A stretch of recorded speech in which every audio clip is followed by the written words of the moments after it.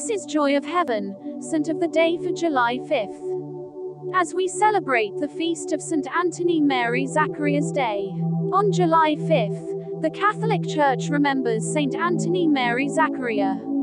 A renowned preacher and promoter of Eucharistic adoration, he founded the order of priests now known as the Barnabites. In 2001, the future Pope Benedict XVI, Cardinal Joseph Ratzinger, wrote the preface for a book on St Anthony Mary Zaccaria, praising the saint as one of the great figures of Catholic reform in the 1500s, who was involved in the renewal of Christian life in an era of profound crisis. The Italian saint, Cardinal Ratzinger wrote, deserves to be rediscovered as an authentic man of God and of the Church, a man burning with zeal, a demanding forger of consciences, a true leader able to convert and lead others to good. Anthony Mary Zaccaria was born into an Italian family of nobility in Cremona during 1502. His father Lazzaro died shortly after Antony's birth, and his mother Antonietta, though only 18 years old, chose not to marry again, preferring to devote herself to charitable works and her son's education. Antonietta's son took after her in devotion to God and generosity toward the poor. He studied Latin and Greek with tutors in his youth, and was afterwards sent to Pavia to study philosophy.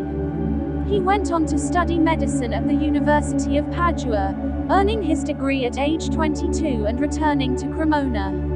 Despite his noble background and secular profession, the young doctor had no intention of either marrying or accumulating wealth. While caring for the physical conditions of his patients, he also encouraged them to find spiritual healing through repentance and the sacraments.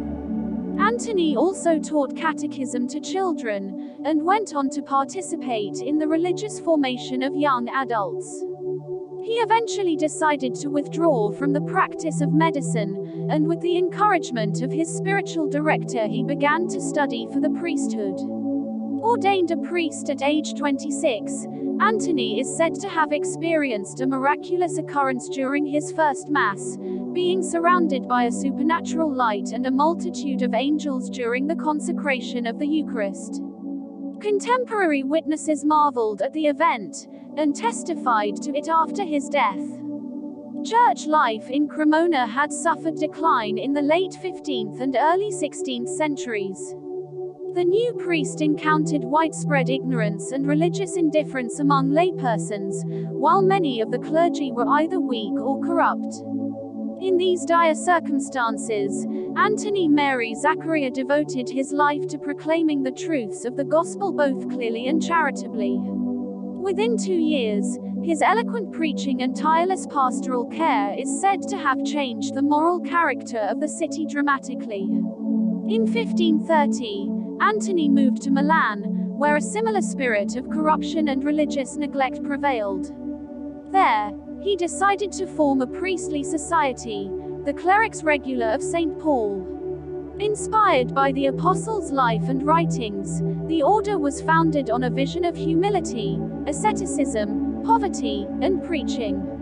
After the founder's death, they were entrusted with a prominent church named for Saint Barnabas, and became commonly known as the Barnabites.